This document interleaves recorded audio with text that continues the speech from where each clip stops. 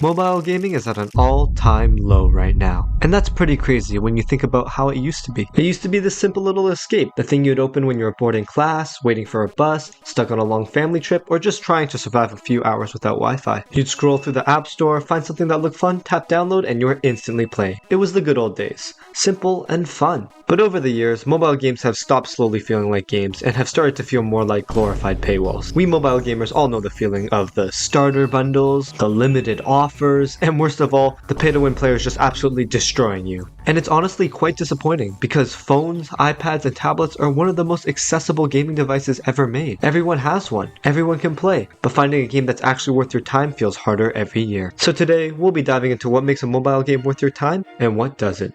Welcome, my friends, to what makes a great mobile game.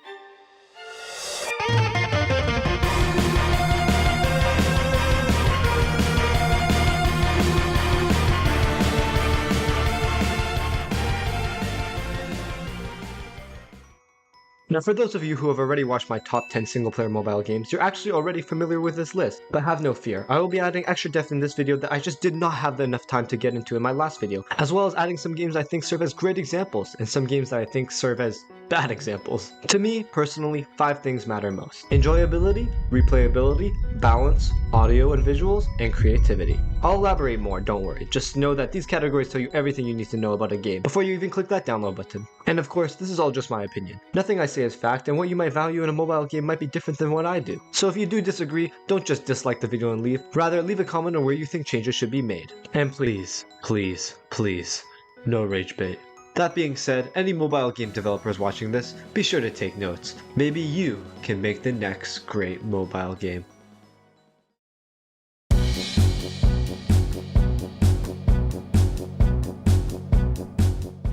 Enjoyability is the foundation of every good mobile game. A great mobile game clicks instantly. You can get into it and immediately start having fun. It shouldn't be like one of those shows where people say, oh, it gets good eventually. I'm looking at you, One Piece. Enjoyability is the thing that decides within the first few minutes whether you're staying or uninstalling. It's that immediate feeling you get the moment you start playing. It's not something you think about, it's just something you feel. And when a game gets it right, you'll know instantly. A lot of older mobile games understood this perfectly. They didn't waste your time. You tapped the screen, something reacted. You swiped, something moved. The game taught you everything naturally by just letting you play. No giant text boxes explaining every button. No 10-minute tutorial just blocking the fun. You were learning and enjoying it at the same time. And just a little side note, I really like it when games do not give you tutorials. Let's be honest, while most of us want to know how to play the game we just downloaded, our short attention span just wants to get straight into it and start playing, and learn while we go. I think it's very important to try not to have tutorials, and if you do, try to make them as short as possible, or even give a chance to skip them. Anyways, mobile games today seem to struggle with this. A lot of modern mobile games treat the first few minutes more like a sales pitch rather than an introduction. Before you even get to do anything fun, the game throws menus at you, it throws currencies at you, it throws special bundles at you. It tries to explain every system at once, even the ones you won't touch for hours. By the time you already start playing, you already feel kinda drained. Again, the 10-minute tutorial. Now, of course, enjoyability might be the most subjective thing on this list. In fact, it is the most subjective thing on this list. And what I find fun might not be what you find fun. But let's try to generalize it so it's a little more, abstract. I think for a game to be enjoyable, it should have these factors. First of all, I think it should have simple, readable controls. A good mobile game doesn't make you fight your screen. It should not be overwhelming to understand how the game works. Of course, as you progress with the game, this can change, but at the start, try to keep it simple. The action should feel natural, movement should feel easy, and you don't need perfect precision to do basic things. It should be easy to understand at first. That way you don't get, overflooded with information at the start of the game and make you want to uninstall. Next, I think immediate feedback is pretty important. Every tap should feel like it kinda matters. The game should respond right away, whether it's a hit landing, a jump, a dodge, or just picking something up. You want those tiny little dopamine mini rewards happening constantly. Those sound effects, those animations, those little flashes, all the stuff that makes the game feel very alive. Give you that little dopamine hit, On top of that, no early frustration. Let's be honest. If the first few levels are full of cheap hits, awkward controls, or definitely a bunch of ads, the enjoyment starts to disappear. The start of the game should motivate you to continue, not push you away. Frustration will usually get more annoying as the game progresses, so if the game is annoying at first sight, that's a pretty bad sign. It's only downhill from here. Also, I think a game should have good pacing. The game should ease you in slowly, like I said before. It shouldn't be overwhelming at first, then slowly introduce more depth as you get more comfortable. It shouldn't just dump everything on the screen at once. Also, I think that when you do add stuff onto the game, it should be interesting. You should just not progress for the sake of progressing, but there should be rhyme and reason to it. What I mean by this is that progression shouldn't be just upgrading mindlessly. You should introduce new features, abilities, and characters, not just increasing your stats. You know what I mean? Like, if you're upgrading a character, all that does is buff its stats. It doesn't add any new abilities, new features. It's really, really boring. I think progression should add a really cool, like, extra touch to it. And I also think that enjoyability kind of relies on trust. If a game respects your time, you kind of end up trusting it. You're willing to keep going because you know it's not trying to trick you into an ad or waste your energy, it's just giving you fun and not baiting you. If you can't trust the game, it can make it very unenjoyable to play, as it feels like the developers want you here just for the sole purpose of money and nothing else. The time you spend on this game should feel well spent, enjoyable, but also sort of progressive. Whether you're playing for 30 seconds or 30 minutes, it always feels satisfying. Nothing feels like a chore, you actually want to keep going. If a game nails enjoyability, it stands out instantly in today's mobile game market, because so many modern games have forgotten how important it is. They focus on graphics, microtransactions, advanced battle passes, complicated progression systems, really over-the-top characters, but they forget the one thing that matters most. Is the game actually fun to play? For me, actually, I think for everyone, enjoyability is the foundation to a good game. If a game can't deliver that, everything else collapses. There's a lot of games I think that do enjoyability very well, because I've played a lot of mobile games and I've enjoyed a lot of them. I can literally name like 50 games right now that are really enjoyable, probably off the top of my head. Maybe not 50 mobile games. I don't know how many mobile games I can name, but I'm just gonna pick one. Let's go with the Battle Cats. Oh, brother, this guy stinks! I know. This game is just very enjoyable to play, let's be so honest. Battle Cats players, you know how enjoyable this game is. That's why you dedicate so many hours to it. Battle Cats honestly hits almost all the points better than most mobile games. When you start the game, the controls are very simple. They're not overwhelming, just upgrade, place cats, and have fun. Yes, there is a tutorial, but it's not very long and it's pretty self-explanatory. At the start, you're never confused about what you're supposed to do. You just spawn cats, they fight, you fire the cat cannon sometimes, and so on and so forth. The feedback is constant. Every hit, knockback, money game, and boss animation reacts instantly. It's satisfying in a way that a lot of games fail to capture. For example, like when you hit a unit, it knocks back, and that's just very fun, you know what I mean?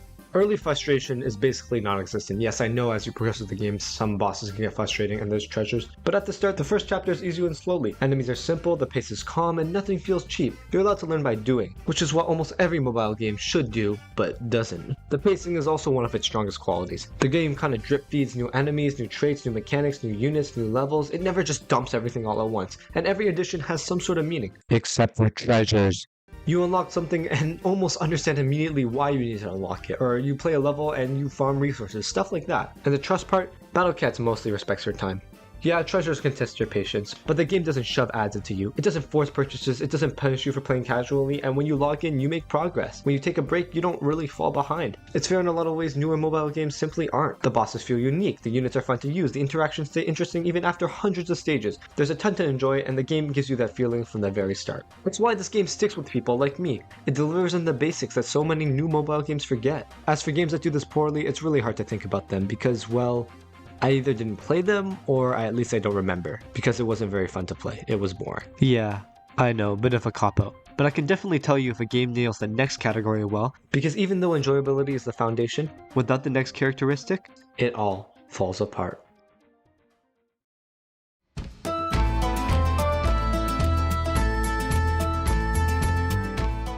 Now, if a game is enjoyable at first, but it's only fun for a couple hours and it gets dull fast, you might as well have never installed it. Replayability is what separates a fun game from a timeless one. Anyone can make something that's fun for 5 minutes, but can it stay fun after 5 hours? Can it stay interesting after 5 days? Does the gameplay loop actually feel good, or does it get repetitive as soon as you understand it? It's like enjoyability part 2. You have to make sure the game is something that will keep players coming back and again and again. True replayability shows up when a game keeps pulling you back for the right reasons. It's when every session feels like it matters. Whether you're pushing a little further, mastering a mechanic, or just discovering something new, the rewards don't feel like chores. They feel earned. They feel like something you want to work towards, not something that you're being dragged towards because you have to. It also helps to have a strong community. When players can interact with other players, I think it's much more likely that they can come back because of that sort of social aspect, you know? Building a community is very important to keeping engagement alive, especially for multiplayer games.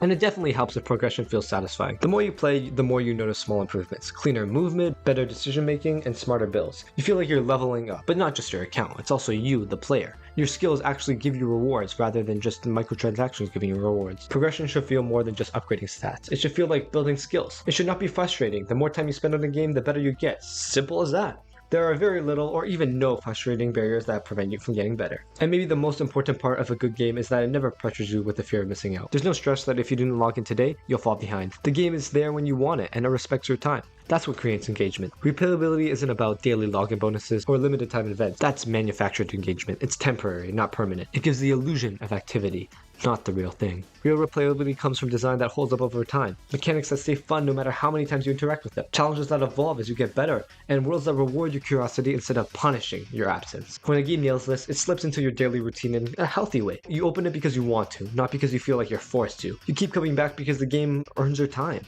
For a game that I think does replayability poorly, let's look no further than every single merge game of all time. The gameplay gets repetitive so fast. It might feel fun at first as you discover all the new combinations, but the trick gets old fast.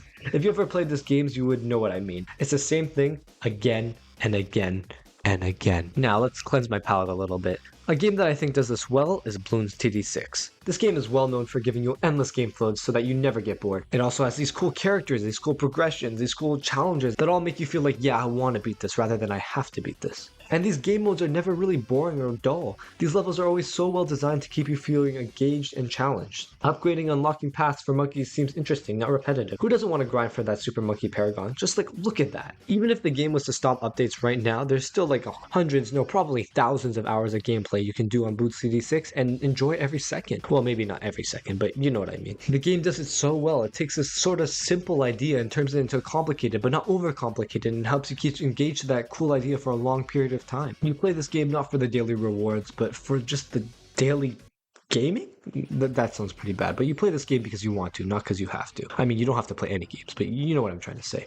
Anyways, moving on. Replayability is cool and all that, but it's important that players that are playing these games do not get frustrated. And how do you do that? Well, let's move on to the next category.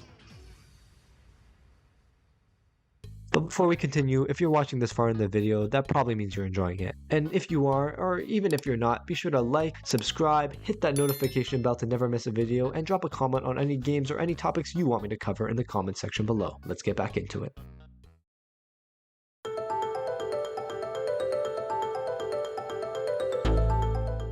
Balance is the quiet backbone of a game. You don't always notice when it's good, but you can instantly feel it when it's bad. If you don't believe me, just search up blah blah blah blah blah blah blah is broken and the video game that you're looking at, and you'll see exactly what I mean. People complaining about everything. Well, to be honest, people complain about everything, but if a game's broken, you'll see a lot more complaints. Let's start with internal balance, the stuff happening inside the game itself. Upgrades should actually make a difference. Like I've said before in replayability, when upgrades actually matter, you can feel the difference right away. Your character hits harder, survives longer, and unlocks new ways to play instead. If your game isn't about characters, maybe the levels feel like easier? Not really easier, but it feels like the challenge you face on the levels is not the same. I don't know. I don't really play games. Most of the games I play have characters. I don't really have a good sort of example for this, so let's just move on. Like I said before, when upgrades just means padding your stats, it just becomes a dull, endless grind. Rather, upgrades should add something new, a new mechanic, a new pathway, just something interesting to make you feel like the upgrade was worth your time. A good upgrade shouldn't make you wonder if anything changed. It should give you that clear moment that makes you think it was worth the grind. It shapes your builds, opens new strategies, and makes the time you spent earning it actually feel meaningful. The difficulty curve should rise in a way that feels steady and fair. Each new challenge should prepare you for the next one, teaching you a little more as you go. When a game jumps from easily to brutally hard with no warning, it can get extremely frustrating.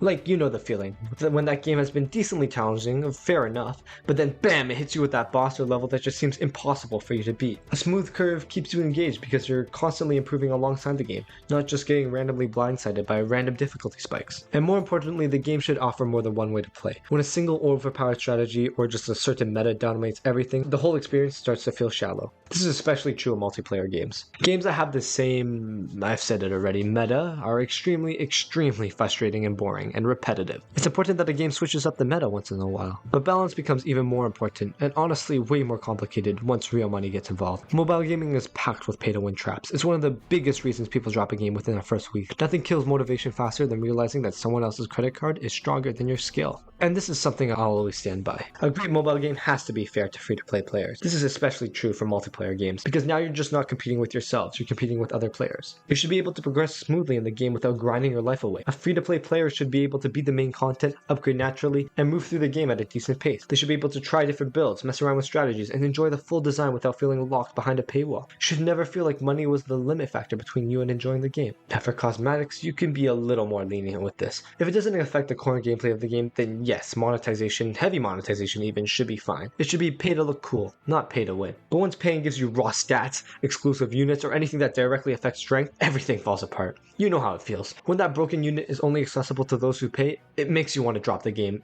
and for many people, that's exactly what will happen. This is especially important in today's mobile gaming scene.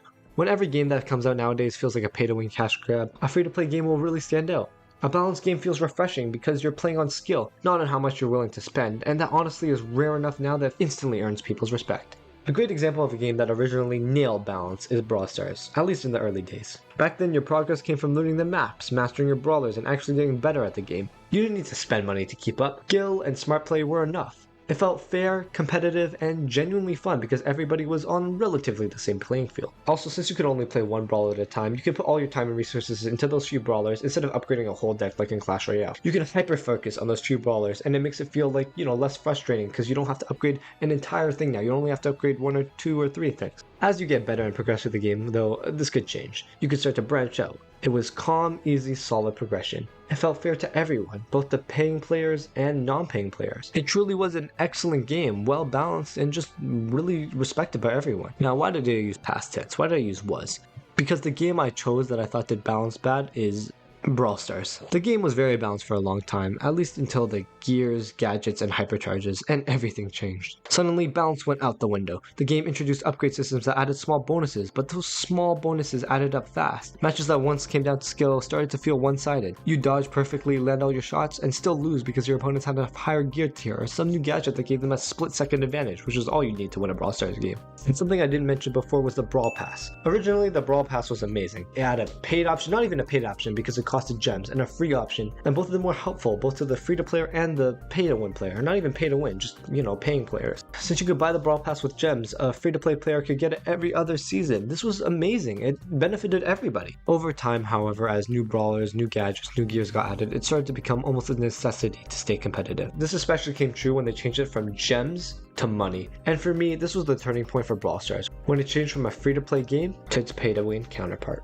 Then came hypercharges. These are like evolutions in Clash Royale but on steroids. Like, come on, if you can just team wipe with just one hypercharge, that's how you know it's bad. Every time they released a hypercharge, it was usually broken. And even if you're lucky enough to get these hypercharges, let's just say from a start jump, you have to have a power 11 brawler to use it. Without a power of 11 brawler, it's useless. It just does nothing. This just rubs salt in the wound.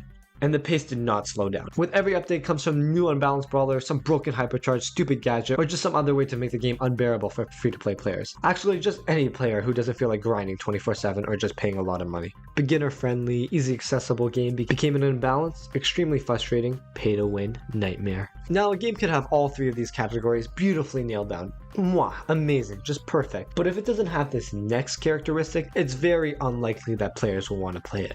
I guess you could kind of call it a pretty privilege.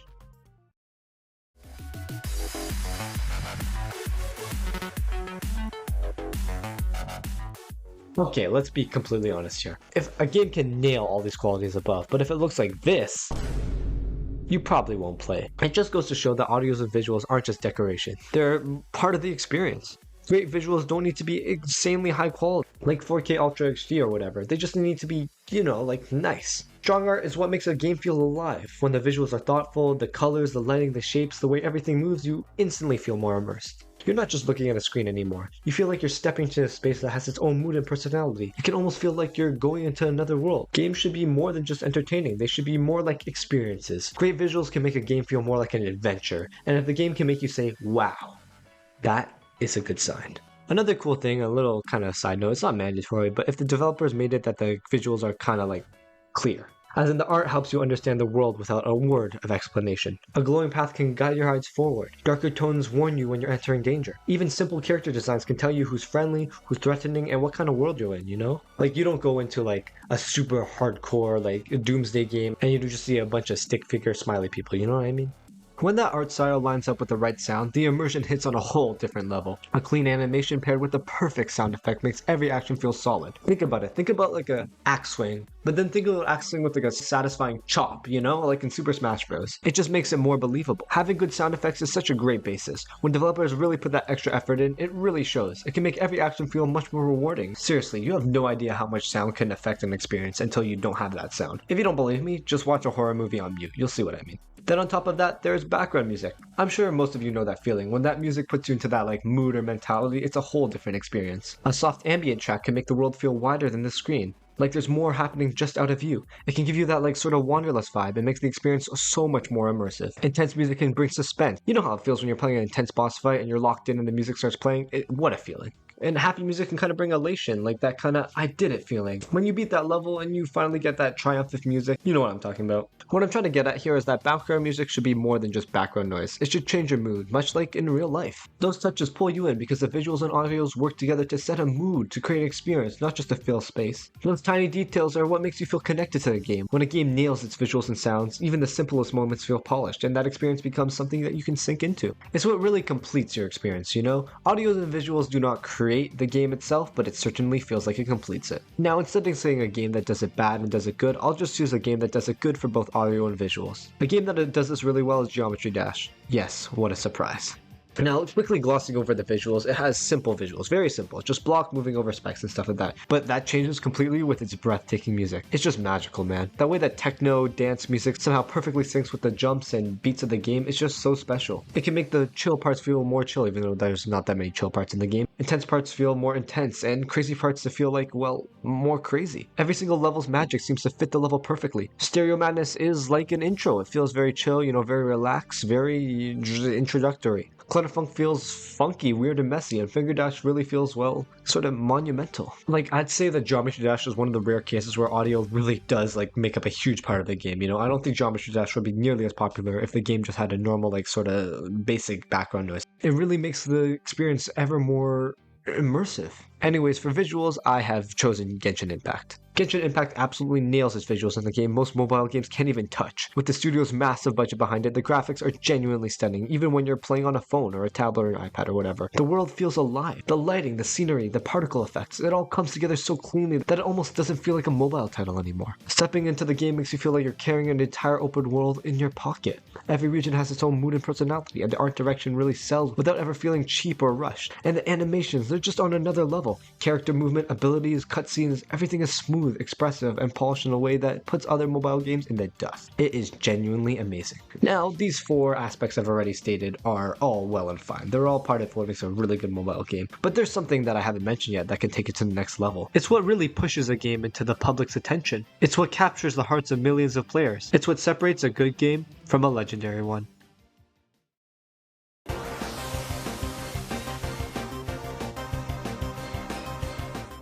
A creative game feels handcrafted in a way you can't fake. You can usually tell within the first minutes of playing. There's this sense that every part of this game was designed with someone who actually cared about what they were making. Even if the game was made for money or for profit, you can tell that there was genuine passion in its creation. Everything feels intentional. Everything feels like the developers actually put effort into what they do instead of just lazily slapping stuff on. Nothing feels automated. Nothing feels pasted in from a template. Even the smallest decisions, like the way the buttons animate, the way the music drops when the level starts, the way the enemies react, all that carry that little personal touch. Creativity shows up in places you don't expect. Maybe the game takes a mechanic you've seen 100 times and twists it just enough to surprise you. For example, you've seen chess hundreds of times before, but maybe this game twists it in a way that feels interesting. Maybe the world feels like it has history, much like an actual world. Maybe the characters have cool, funny quirks that stick with you. Even the display can tell you something about the personality of the game. It's clean, chaotic, playful, retro, or whatever the creators had in mind. This is a difference between something built with intention and something just built to fill a slot in the App Store. A creative game does not need to copy what worked before. It doesn't try to be just like a clone. Rather, it tries to do something different, something unique. And that originality is so powerful in an App Store ecosystem where it feels like everything is the same. Scroll through the mobile game charts and you'll see endless match 3s, idle RPGs, and battle passes strapped onto games that don't really need them. Most of these titles disappear the second their marketing budget dries up, and it really just is a quick way to earn some cash, let's be honest. But a creative game sticks. It earns memories. You remember how it felt, not just how it plays.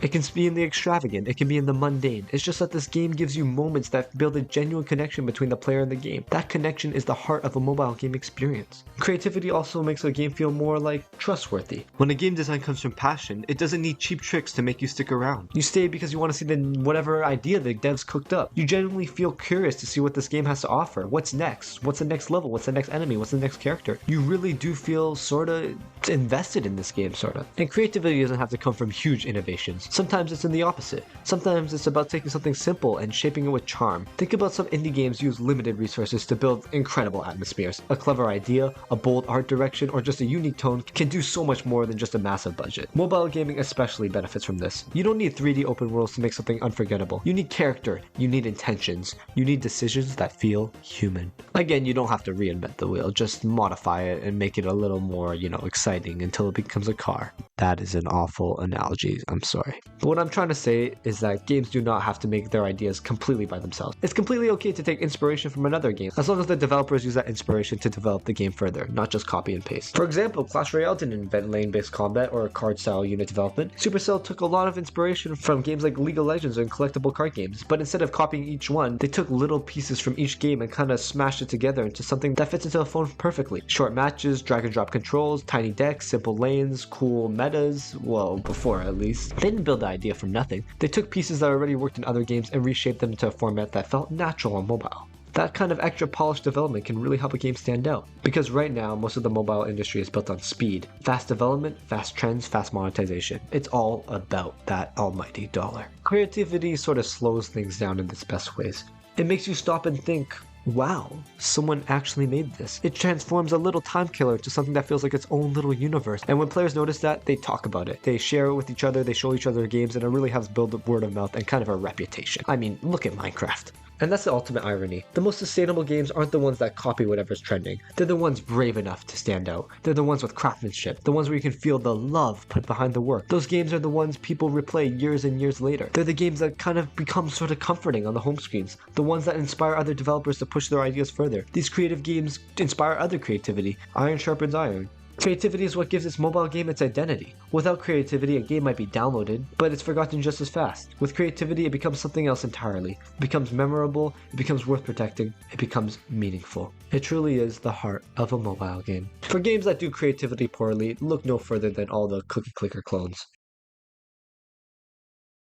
Cookie Clicker kind of created the modern indie game formula, and after that, tons of mobile games started copying it just word for word, line for line. Tap for currency, buy multipliers, and wait for numbers to rise. Honestly, a very boring concept. I did never really understand why this was so popular in the first place. And most of these clones reused the exact structure with maybe slightly different themes, maybe zombies, cows, emojis, but never really added new systems or twists. They relied on the formula instead of improving it. It just made the dull even duller. Anyway, enough about Cookie Clicker. That game, I don't understand how people play it. Let's move on to a game that does creativity amazingly. And I don't think this will surprise anybody. I'm picking Minecraft. And yes, I know Minecraft Mobile isn't the same as Minecraft on computer, but you get my point. Let's just take Minecraft Mobile in isolation. That should be good enough. It is creativity personified. Like, genuinely. The creativity in developing this game is just so beyond anything else, by far. The idea of taking an open world sandbox and turning it to something so interesting and so cool is just beyond words. The game is like creativity itself. The game is so creative that you yourself can be creative in that game. Like, you can become super creative in a already creative game, and yeah, I'm just twisting my tongue for no reason. Every interaction feels like, the developers put their ideas, like they put their love and their passion to it. All the mobs, all the biomes, all these little mechanics. Look at Redstone. Redstone itself is like almost its own entire game. I know now Mojang is obviously a huge company, but back in the day, even when it was just in its beta, it was still such a cool concept. This game never stops amazing people, like even to this day. Like, if this game completely stopped updates from now on, I'm sure people would still play it decades, centuries, maybe even a millennia later. That might be pushing it, I don't know. I don't really want to keep repeating myself, but yes, I believe that Minecraft is the peak of game creativity, even on mobile. I genuinely cannot think of a better example.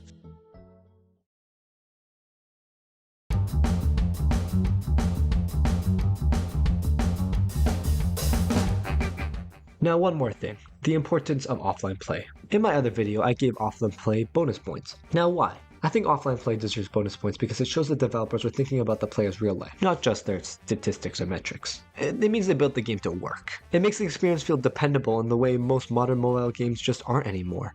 Most games want Wi-Fi or a connection now because it allows them to squeeze in as many ads as possible. With offline, games do not have that luxury. When games work offline, it becomes something you can bring anywhere. You don't have to worry about losing progress because a train went into a tunnel, you don't have to wait for servers to stabilize, and you don't have to hope that your hotel Wi-Fi isn't garbage. The game is simply there, ready whenever you are. It really is a luxury that's just nice to have. And there's a certain comfort in that. An offline game feels like an actual portable experience, the same way that handheld consoles used to be. It makes the game feel ever the more accessible. It also gives the game longevity. Online-only titles kind of have an expiration date. When the servers go down, and as they always do sooner or later, the entire game disappears. Years of progress vanish overnight. Meanwhile, an offline-capable game keeps working forever. You can revisit it years from now, and it'll still load, still play, and still feel the same. Of course, saying that online servers have an expiration date is looking very far into the future, but it's kind of true when you think about it. Like, you know, maybe I'm exaggerating a little bit. This is especially important for single-player games. They don't really need the internet to begin with, so adding offline capability just shows respect for the genre and the player. It's a reminder that not everything has to be tied to an account or a server. Sometimes fun should just be fun without needing Wi-Fi. Offline functionality doesn't make a game automatically great, but it absolutely makes it more trustworthy, more portable, and more player-friendly. In a world where so many apps demand connection 24/7, a game that lets you play anywhere really stands out, and it earns those bonus points every time. So those are the 5 pillars of a genuinely great mobile game. Enjoyability, replayability, balance, audio and visuals, and creativity. When a game hits all 5, you can tell right away. It doesn't need cinematic graphics or a giant studio behind it. It just needs smart choices, honest design, and a developer team that really understands what makes a game worth playing. And that's the whole point. Mobile games aren't really supposed to drain your battery, your time, your bank account, and so on and so forth. They're supposed to give you a moment of entertainment. I mean, that's why we play games, to be entertained. They're supposed to be addicting, but in the good kind of way. They're supposed to leave a feeling behind, something that stays with you long after you close the app.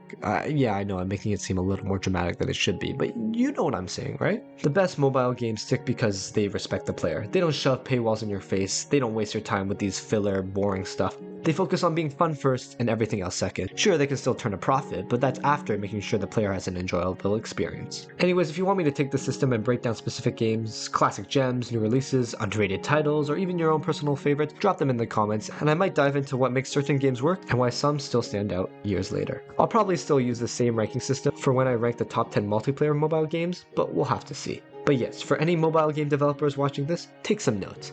This is how you make a great mobile game. Thanks for watching, everybody. This is yet again another video of me branching out into a more generalized topic besides Battle Cats. I hope people who like my Battle Cats content and those who don't both enjoyed this video. I hope you guys found it entertaining. And I really do want to branch out my channel, so I'm going to keep posting videos like this. Maybe I'll make another Battle Cats video eventually, but not for the time being, I think. Actually, I don't know. I can't make any promises. And yeah, this is my first video with the new Blue Yeti microphone. I invested a lot, guys. Is it worth it? Do you guys like how it sounds? Please tell me you like how it sounds. This is like 150. Actually, it might have been even more with delivery. I don't want to think about it. Anyways, with all that said and done, thank you for watching, and I'll see you all in the next one. Goodbye.